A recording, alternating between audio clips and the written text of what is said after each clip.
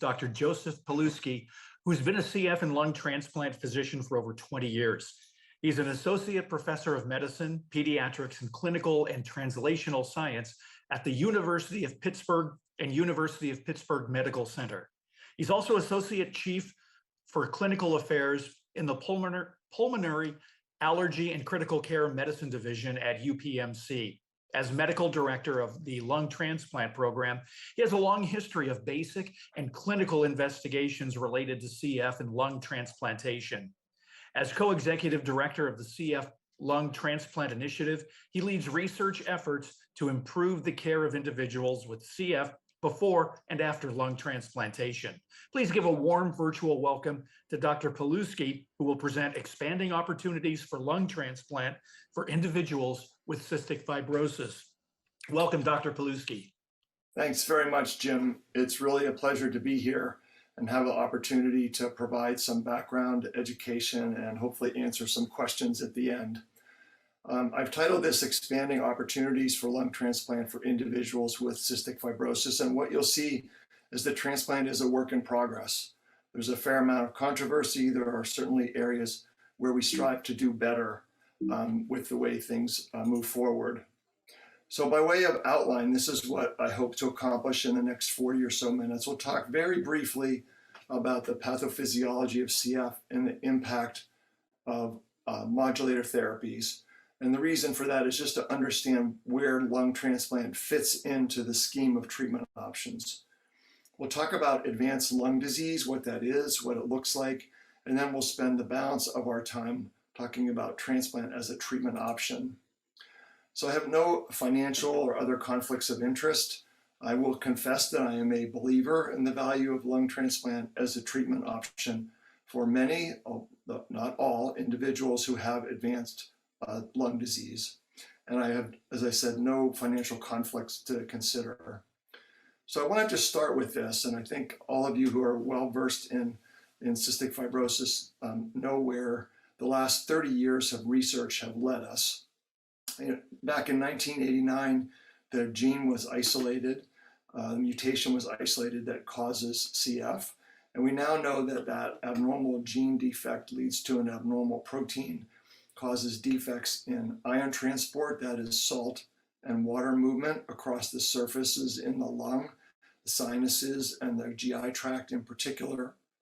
In the lung, you have a drying out or surface liquid depletion that causes problems with mucociliary clearance. And then we end up, unfortunately, in this vicious cycle at the bottom of the slide of mucus obstruction, infection, inflammation, lung scarring, and then this vicious cycle is perpetuated over years to decades and leads to what we call end-stage lung disease that we'll define later. So we all know the major treatments for cystic fibrosis. We start with exercise and airway clearance to help fix mucus obstruction, antibiotics, both maintenance inhaled or judicious use orally and IV to treat infection. We have research on lung transplantation that we'll talk about as an option for end-stage lung disease. And then if we move up this list, hypertonic saline and mannitol for surface liquid depletion, sodium channel or ENaC inhibitors for defective ion transport. These are in clinical trial again now. We have abnormalities in the CF protein and how it works, and we address these in patients who are eligible with CFTR modulators. And then lastly, what's been the holy grail of CF research for the last 30 years is gene editing and gene replacement. And there's a tremendous effort currently to try and address and develop mechanisms by which one could fix the gene or replace a normal copy of the gene into the cells that are necessary. So that's the pathophysiology, and lung transplant sits down here at the bottom as one of our options for individuals who have end-stage lung disease. So what do we know about the modulators? Well, we know they were really dramatically effective in patients who had a G551D mutation. This slide shows time on this bottom or so-called x-axis and change in lung function on the y-axis. The gray line is the group of patients who received placebo. The the blue line, those that received ivacaftor, and there was a 10% increase in lung function as measured by FEV1 over the course of this almost 1 year long study. So this was a transformative therapy for patients who had this particular G551D mutation, and now for about 15% of mutations that cause CF disease. Fast forward 8 or 10 years, and now we have Trikafta or elexacaftor, tezacaftor, ivacaftor, which I'll refer to as ETI. Trikafta is the brand name. ETI is the generic compound name. This is a 3-drug combination of 2 correctors and 1 potentiator that help correct the most common CF defect, the F508del mutation.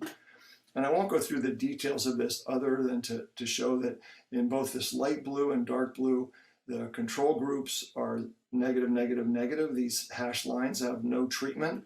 And as you go up to the 3-drug combination, you see significant improvements in chloride transport, so helping to restore fluid and salt movement across the surface of the airways.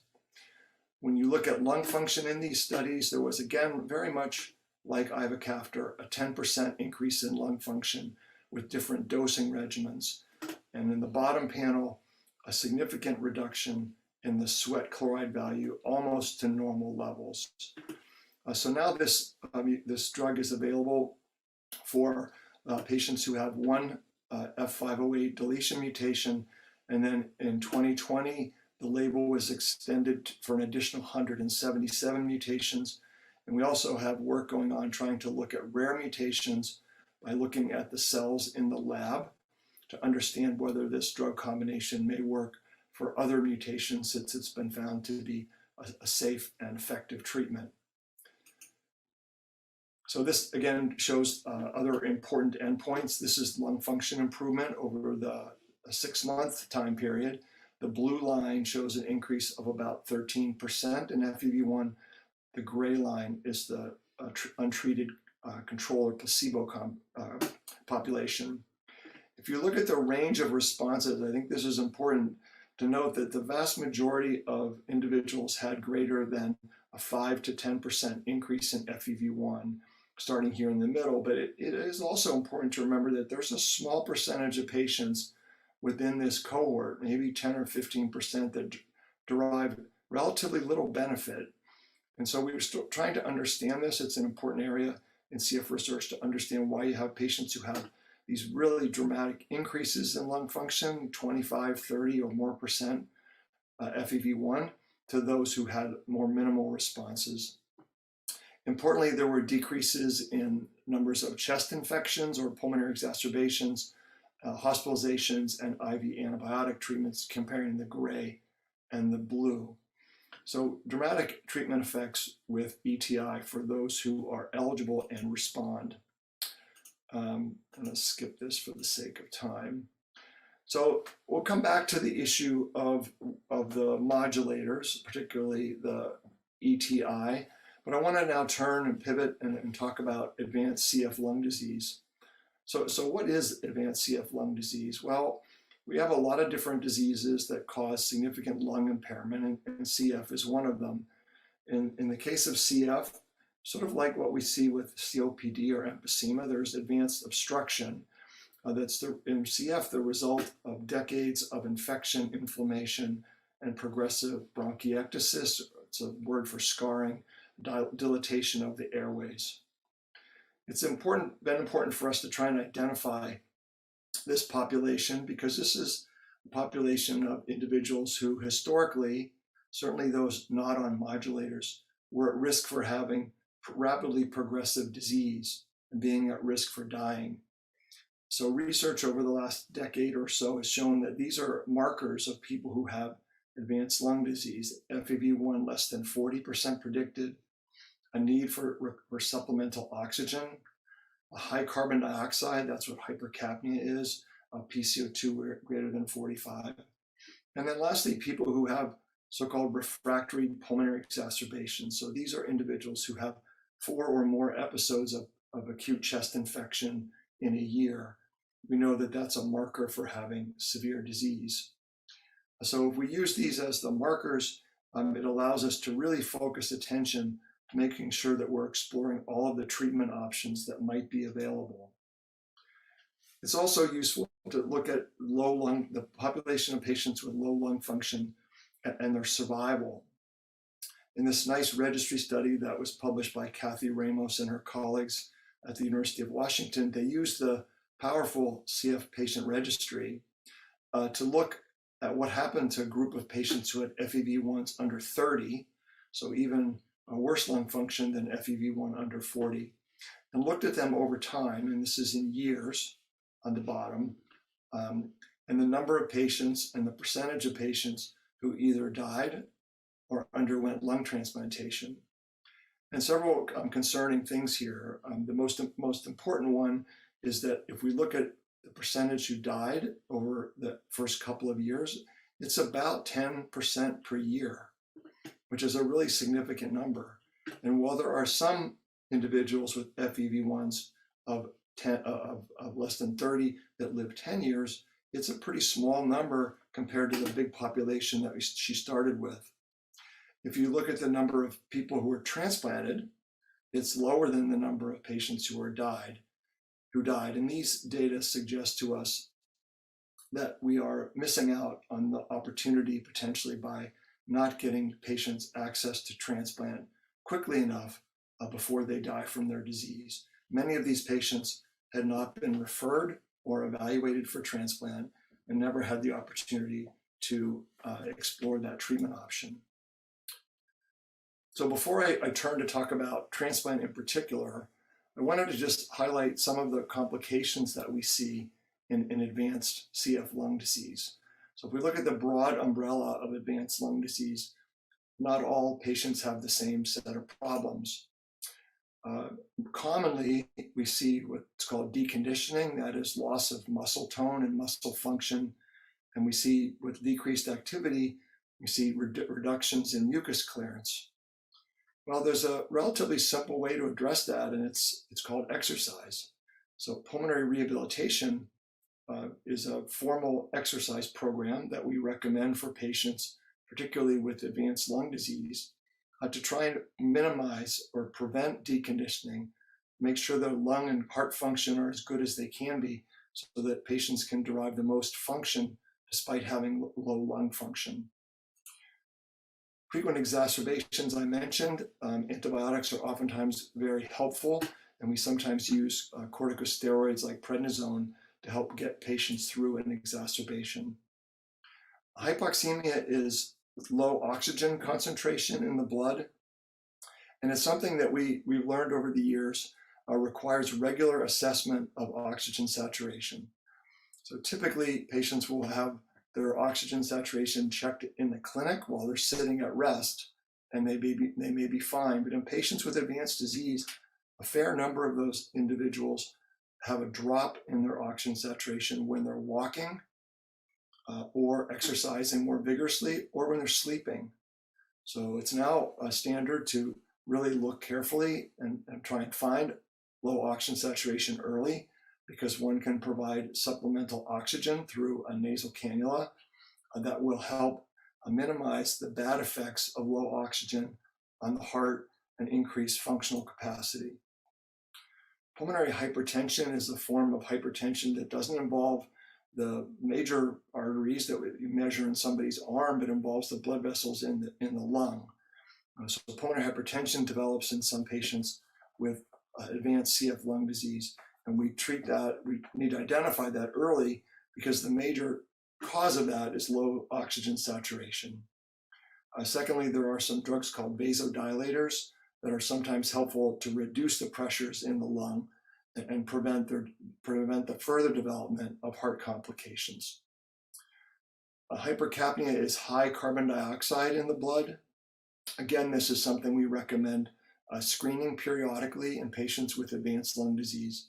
And then when it's detected, we can sometimes use what's called non-invasive or BiPAP ventilation, which involves a mask over the face connected to a machine that provides pressures to make it more effective and easier to move air in and out of the lung. And then lastly, we try very hard to prevent this, but patients with advanced lung disease are at risk of developing respiratory failure, which is a failure of the lungs where without further support like a mechanical ventilator or lung transplant, patients are going to die from their disease. So these are some of the issues that we face in patients with advanced lung disease, and we want to be aggressive about screening for them, things like oxygen saturation, carbon dioxide, and we do echocardiograms, ultrasound of the heart, for an easy way to assess for pulmonary hypertension. So let's pivot now to lung transplant. It's important to remember that lung transplant is in its relative infancy, meaning lung transplant started a little bit later than kidney and other transplants. And in the early years, from the 60s to 1981, there were about 40 lung transplants performed, and the survival was terrible. The longest survival was 6 to 8 months. There were lots of surgical problems and lung failure after transplant with rejection of the new organ.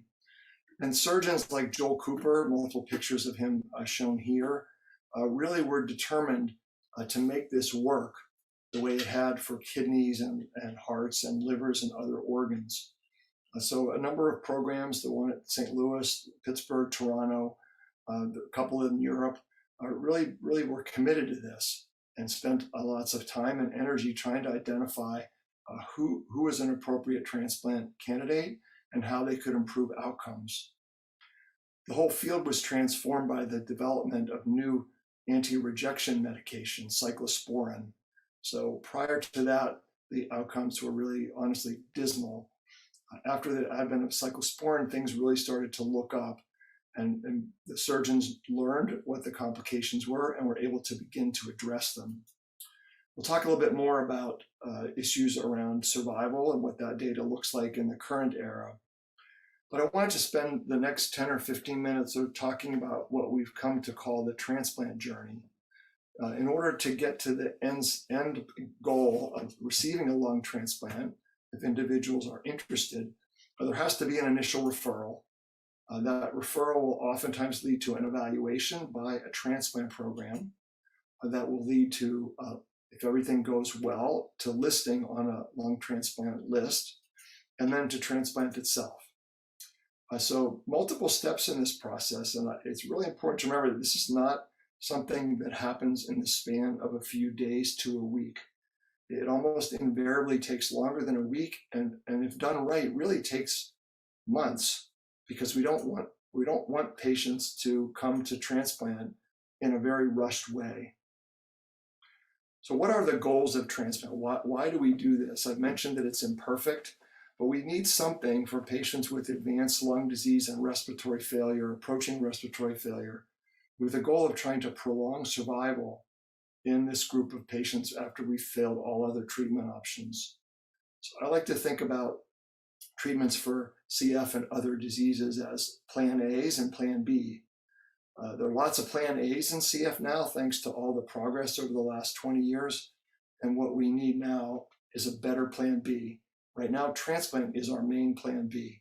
It's an opportunity when all other treatment failures, when all their treatments fail, to pursue lung transplant and prolong survival. The goals are pretty straightforward. We want to improve symptoms. So we want to give people a better quality of life by taking away cough and shortness of breath and oxygen burden and all the treatment burdens. And we want to improve physiology so that other organ failure doesn't occur.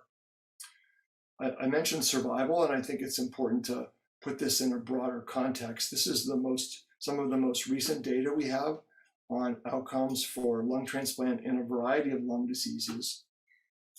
This y-axis shows survival, and the x-axis, the horizontal line, shows number of years. These outcomes are still disappointing, but if your alternative is dying from lung disease, they do have some attraction.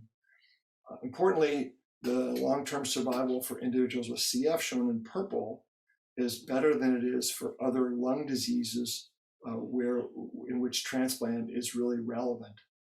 So the median survival right now for individuals with CF is about 10 years.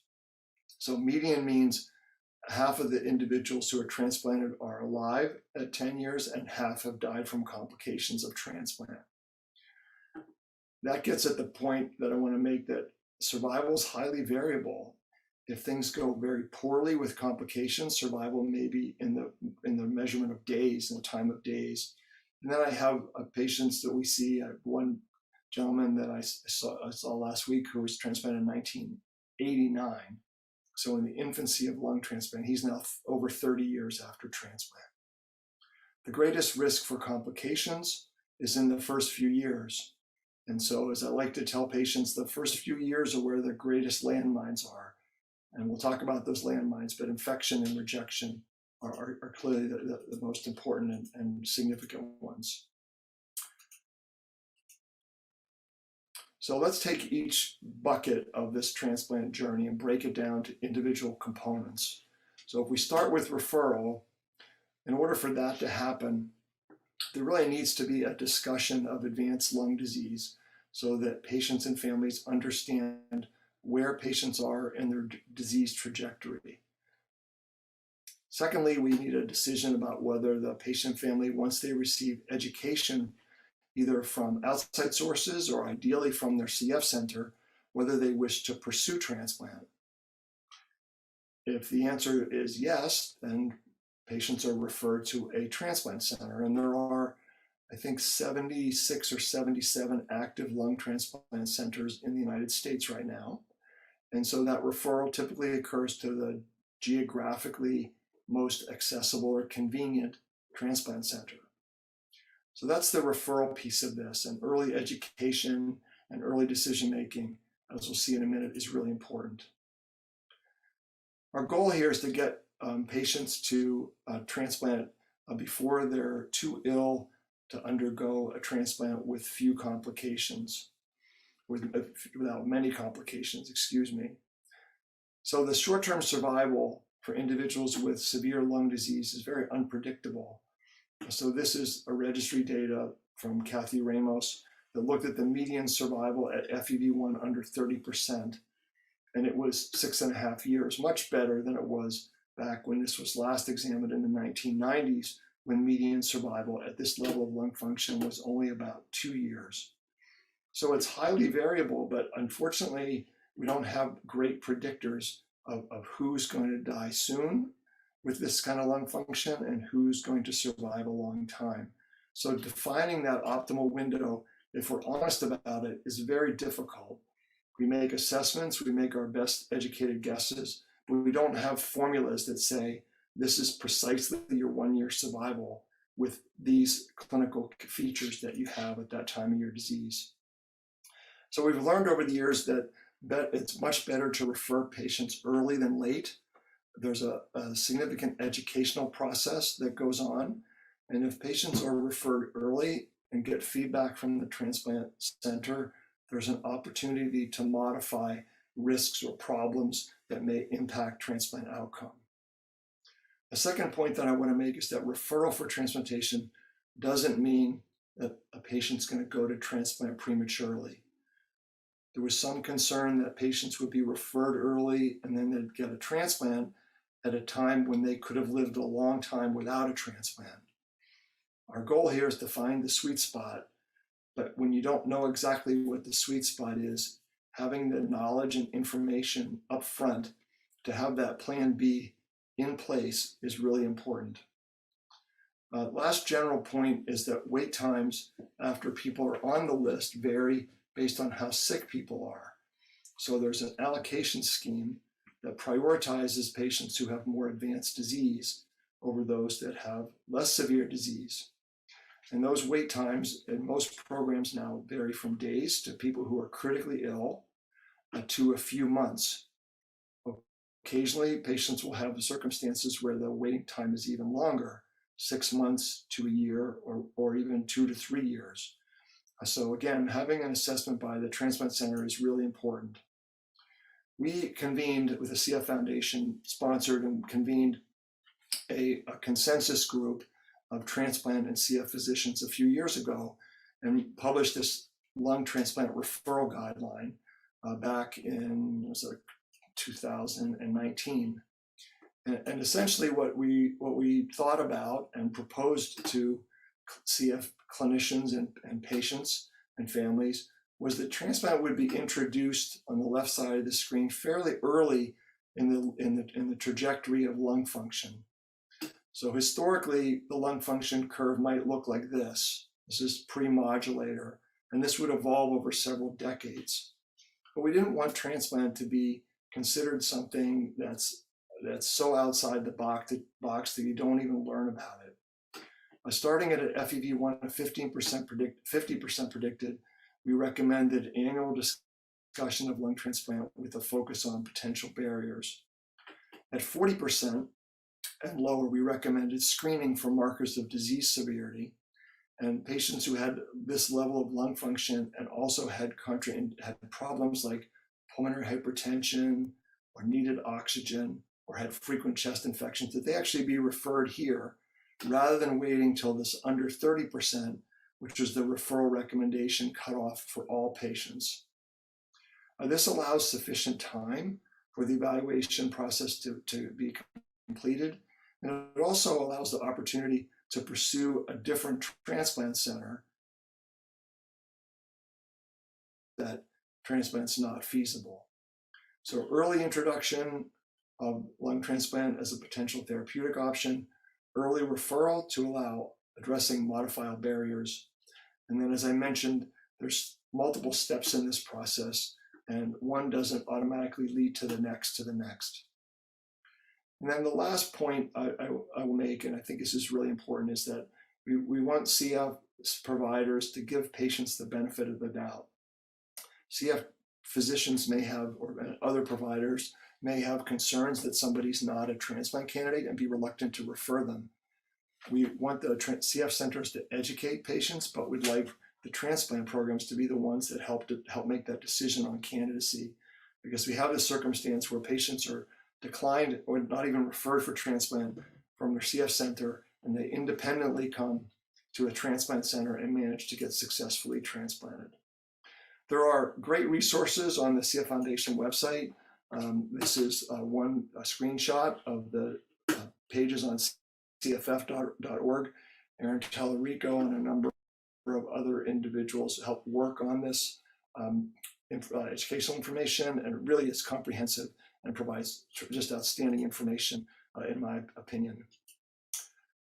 So I think I've highlighted a lot of these things, so I'll run through this really quickly. We want patients and families to know about transplant. We want to identify barriers to transplant so that we can address them. Psychosocial and financial or insurance complications are a significant issue for many. And then there's these controversial comorbidities I'll talk about in just a minute, and then the potential need for second opinion and referral. So very briefly, what does the evaluation look like? Evaluation requires insurance clearance and medical record review by the transplant program. There's a scheduling piece that takes some time. Once patients are scheduled and evaluated, they meet with a whole team of people, a surgeon, a pulmonary transplant specialist, a social worker, a dietitian, a financial credit analyst, oftentimes a mental health provider. Those folks all weigh in, and the selection committee occurs sometime, usually a week or so after the patient visit, and the selection committee makes a recommendation for what the next phase should be for transplant. If we do our job right, the majority of patients should be deferred for transplant, meaning educated, identify barriers, and be put on hold with the plan that when they really need a transplant, you can almost flip a switch and get them listed for transplant. So that's the evaluation process, and it's a big time and energy commitment, but it's really important and incredibly educational for patients and families. What does the ideal transplant candidate look like? Well, it's a single organ disease, a good insight, impeccable compliance. Very few in this world meet those criteria. So we think about the major barriers, and I've listed a lot of those and won't go into them in gory detail.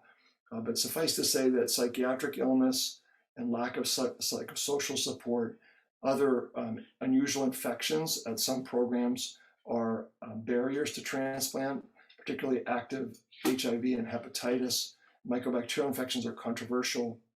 And then other organ problems, kidneys, liver, heart, and endocrine problems like osteoporosis. And then lastly, we face a big problem with narcotic addiction. And there's controversies or differences among programs in the requirement for patients who are on long-term narcotics for how they're managed prior to transplant. This is one example of somebody who was a very complicated transplant patient who had Burkholderia infection and destruction of this right lung. He underwent a transplant, and this is what his x-ray looks like after transplant. You see a nice, well-expanded, normal-looking right lung compared to what he had before, and a really healthy-looking left lung as well. So this is what we do with transplant. We hope is take patients who have really severe lung scarring and destruction and give them a new set of lungs so they have a second opportunity at better quality of life. I'm not going to go into great detail about the controversies, but suffice to say that there are differences among different transplant programs for their criteria. And those revolve around things like liver disease, what happens when patients are on a ventilator, fungus infections, atypical mycobacterial infections, Pseudomonas and other gram-negative pan-resistant infections, and then Burkholderia cepacia. I know that this conference included some nice presentations on the phage technology, and I'm going to commend and recommend the two wonderful books written about courageous young women who had CF and Burkholderia infections, Salt in My Soul and Unfinished Matches, heart-wrenching stories about attempts of these patients and families to obtain a successful transplant and how they dealt with the complications. The families, the mothers of these two patients have done a tremendous job with education and providing advocacy so that we don't forget about this population of patients with unusual infections, and we try and improve their opportunities for transplant and a good outcome. Listing for transplant is a mutual decision based on discussion with the patient and the transplant and the CF center. It's really a three-legged decision-making process when it's done right. One of the challenges once people go on the list is all the uncertainty about when transplant's going to happen, and it's something we just have to support people and provide reassurance where we can and make sure that they're getting good support from their local CF teams and mental health providers. This is an example of the listing challenges we face now. So this is an individual we saw for transplant before he went on Trikafta. These white circles are areas where the lung is plugged, the airways are plugged, and the lung disease was quite severe. This is this same individual 6 or so months after going on ETI or elexacaftor, tezacaftor, ivacaftor, and you see all these white blocked airways are now open. They now have black air in them, and the other areas of scarring, these walls are really thick on some of these airways. They look so much better. And this was one of the individuals who had a tremendous response to ETI with a marked improvement in lung function such that he's no longer really needs a lung transplant. The impact of ETI on advanced CF lung disease was demonstrated in a registry study that was done in France and published last year. What they showed was that at the time they, right before they used ETI therapy, of patients who had advanced lung disease, there were 15% in the dark blue who were referred for transplant and 6% who were on the transplant list. So they added these two together and said about a quarter of the patients were in the transplant pathway. After 6 months or so of Trikafta or ETI, 97% were not considered for transplant. There were only 4 on the transplant list. 2 had been transplanted, and of that population, 1 deceased without a transplant. So the number of patients who were in the transplant path on the right decreased dramatically as patients had improvements in lung function. They had improvements in oxygen need and other severe disease indicators, and were able to defer transplant. So I mentioned the listing decisions, and I think we really, unfortunately, have 2 populations now in adults with CF, with advanced CF lung disease. We have those that are on highly effective modulator, and those who aren't eligible or don't respond or are intolerant for side effects. So in the population of patients who are not on infective modulator, there's a significant risk of acute decline to respiratory failure, and there's clearly a survival advantage associated with getting a transplant. We're learning as time goes on that patients with CF on highly effective modulator are likely to have much slower progression of their lung disease. They can live a lot longer on oxygen. They have a lower risk of acute progression to respiratory failure. And so transplant in many of those patients at this point might be an issue of quality of life rather than clear-cut survival.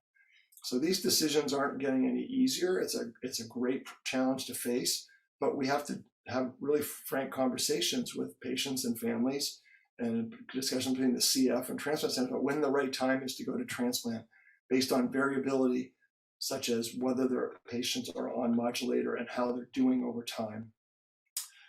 There are some challenges with allocation. I'm not going to go into detail about that today. That would be a whole separate topic. So I'm going to just mention briefly that the last thing is that there's significant differences in the ability of transplant programs to proceed with transplant after people develop respiratory failure. And one of the advances that's helped us over the last decade or so has been improved outcomes for patients who are on a technology called extracorporeal membrane oxygenation, or ECMO. This is a device that's inserted in a vein that's shown on the right side of the graphic. There's a catheter that's placed in the vein, and the catheter ends in the heart and has two channels such that blood is pulled out through one channel and put back in the other. Blood removed, run through an oxygenator, carbon dioxide is removed, so it's sort of acting like a lung assist device, and then blood with good oxygen and carbon dioxide is returned to the heart. And this has been very helpful in patients who progress to respiratory failure quickly and haven't had a chance to get a transplant. So lastly, the transplant process involves surgery and recovery that usually evolves over ideally 2 weeks to 3 weeks. Unfortunately, it can take longer if there are complications, and can be shorter. So I've seen patients discharged 9 days after lung transplant, and I've seen patients discharged 2 to 3 months after lung transplant. So it's highly variable, and we just have to address the challenges early after transplant and give time for healing to occur. The aftercare of transplant is really important, and we're giving more and more attention to this through our CF Lung Transplant Consortium. We have to find ways to help patients manage new medications. And our real goal after transplant through routine care is to prevent complications. We want to address the things that are potentially going to happen so that we can minimize those complications and improve survival. This is the transplant surgery. It's actually fairly straightforward in terms of the connections between the old and new lungs. It happens in the pulmonary artery, the airway, and a pulmonary vein. So it's 3 connections on each side of the chest. And the biggest challenge with these operations, my surgical colleagues tell me, is oftentimes getting the old lung out. So the old lung gets stuck in the chest, if you will. And so getting that lung out is sometimes causes significant bleeding and challenges in the operating room. So there are a number of phases after transplant. There's a post-op recovery, which is usually days to weeks. There's the early post-transplant adjustment period, where lung function is typically increasing and people are getting their medical regimen tweaked. That's the early post-transplant era. Then there's a more intermediate period of 1 to 5 years, and then long-term patients who are alive and doing well more than 5 years after transplant. And what we're trying to do is prevent or address some of the more frequent complications as they come. So graft failure is a very early and thankfully rare complication. Infection risk is highest early after transplant and decreases somewhat over time. We try and prevent and treat when it's detected, acute cellular rejection. Again, that occurs most commonly in the first couple of years after transplant. There's a form of antibody-mediated rejection. Kidney failure can occur. Cancer can occur, usually in later long-term survivors. And then chronic rejection. So chronic rejection is really it's the bugaboo of transplant outcomes. And the CF Foundation has wisely invested millions of dollars into an initiative to try and better understand chronic rejection and get it prevented and treated so that we can improve long-term survival after transplant. So our vision for the future of transplant is fairly straightforward. We want to increase organ availability and allocation, so we don't want patients dying on a waiting list.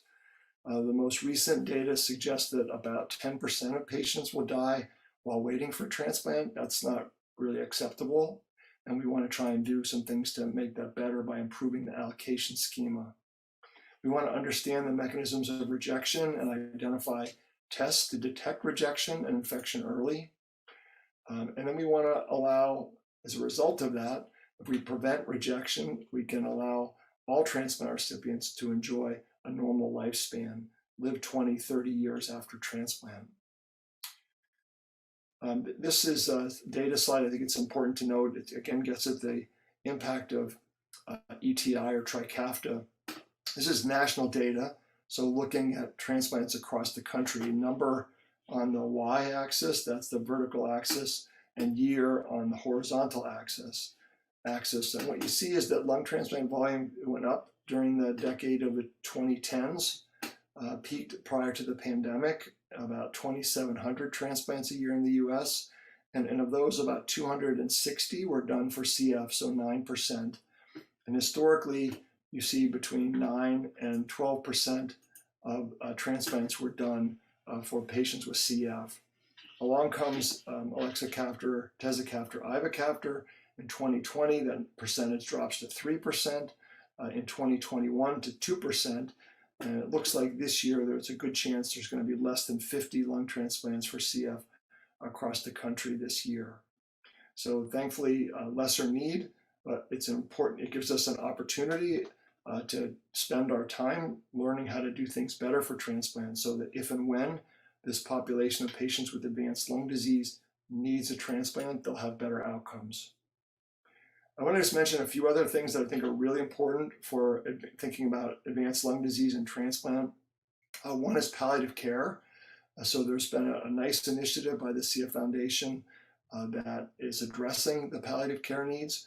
We know on the left-hand side of this slide, we know that patients have physical, emotional, social, and practical, spiritual, and existential issues that make life really difficult when you have severe lung disease.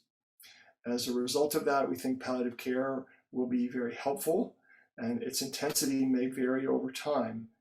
This CF Foundation group is really trying to identify what the best mechanism is to utilize palliative care. Should it be a referral to a palliative care specialist, or should it be done by education of CF clinic providers where they can do the primary care and address the needs of those with advanced lung disease?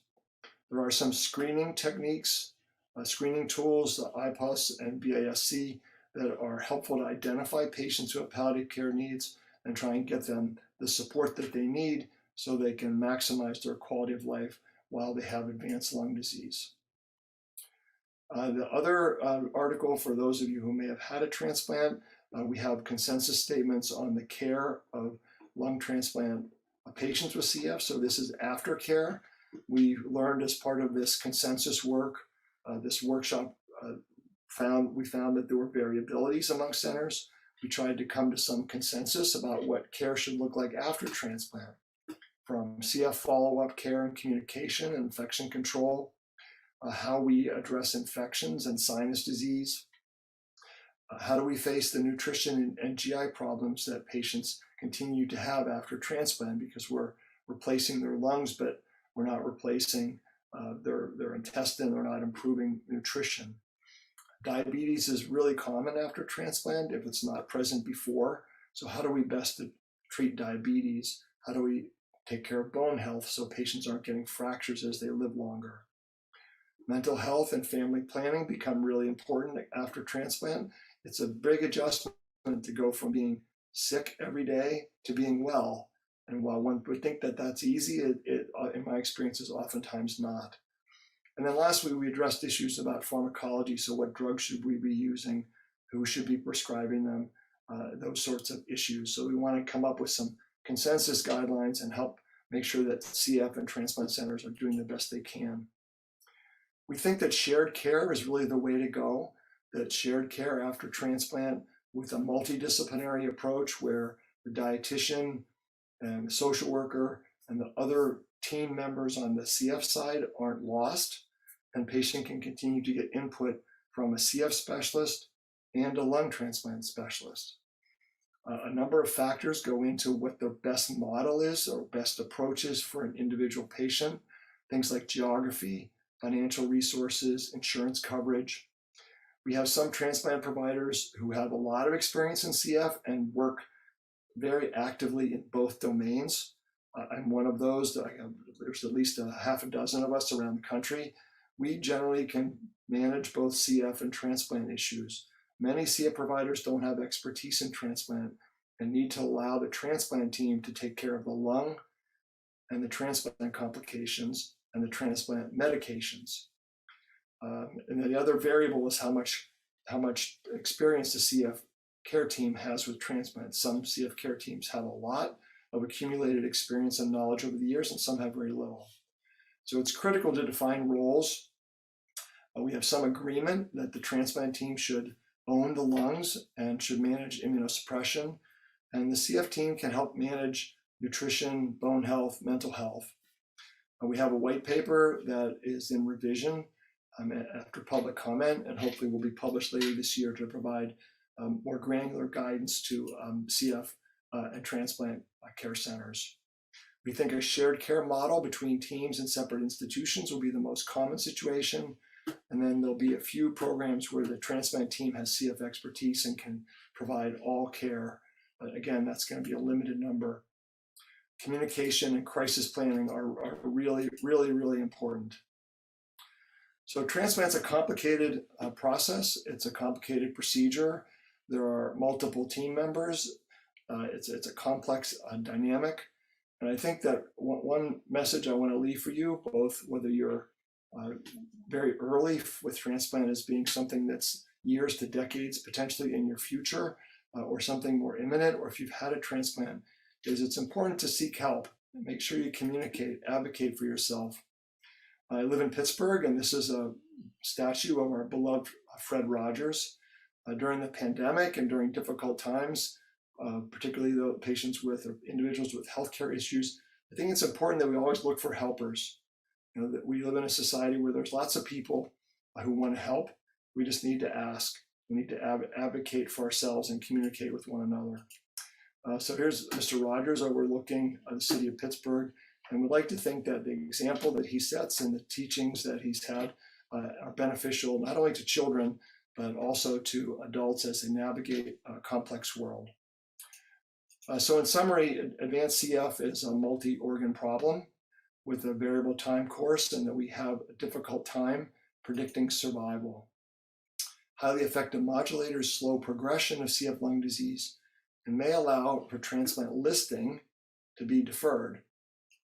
At this point, we continue to recommend early referral because we want to be able to educate and optimize the opportunity and give patients the best chance at a good outcome. I didn't show the data over time, but lung transfer survival is improving. We're getting smarter all the time on how to manage the complications and how we deal with the immune system. So I am very hopeful that the future is bright for transplant for CF, particularly with support of the CF Foundation and partnerships with pharmaceutical industries to help develop new therapies to prevent complications. So I'm going to close there and be happy to take any questions if that works. Dr. Pilewski, thank you so very much for that incredible presentation. And for those, I'm sure most people that are here know that Dr. Pilewski was Mallory Smith's doctor. And if you watch the documentary, you'll see him. We are very sadly right 1 minute past our entire time. And I also want to say there's probably 25 questions for you, Dr. Pilewski. So if I could ask maybe one or two, and then I don't want to put you on the spot, but if maybe we could record a little Q&A post-conference podcast, you know, in a week or so. 2 weeks when you have time to, and then we can post that. So everybody will save these questions. I don't know if that works for you. You can ponder, Sure. put you on the spot. So for people who have had transplants already, a key question for many was are there better strategies for predicting infection of the lungs from the sinuses? I don't think we have a way to predict it. I do think we have the opportunity to reduce the risk. So I think that doing surveillance cultures of the sinuses, and also we do in our program and most programs surveillance bronchoscopy to try and detect bacteria in the lower airways.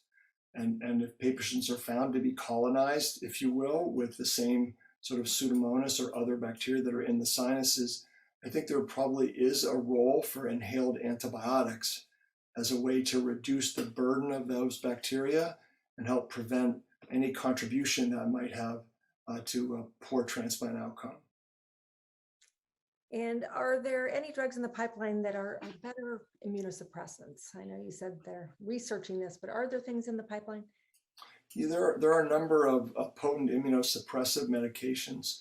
There's a class of drugs called JAK inhibitors. So these inhibit a specific part of the inflammatory pathway. Those have been studied to some degree. There's a form of inhaled immunosuppression therapy called cyclosporin that's in a phase 3 trial right now, has a lot of promise. And then there are other novel immunosuppressive agents. The specific names don't matter, but they basically target pathways in the inflammatory system, in the immune system. And there are companies and investigators working on ways to demonstrate or study them in patients with CF and other transplant recipients.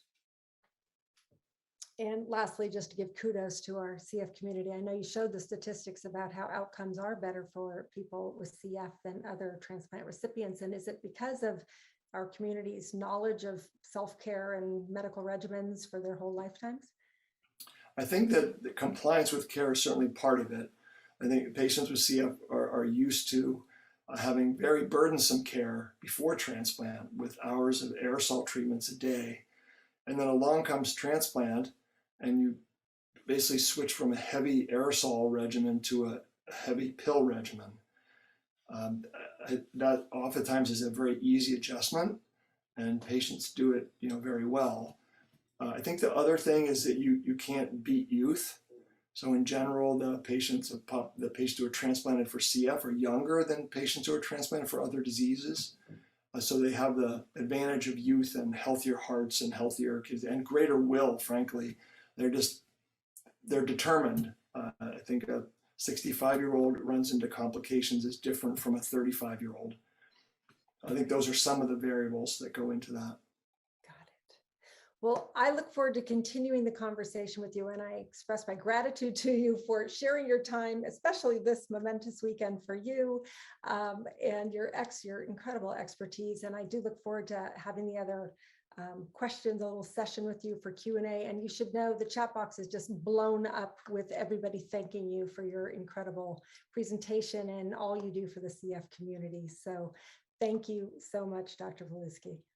Thanks for the opportunity, Siri. We're going to keep working at this and do better over time. Thank you.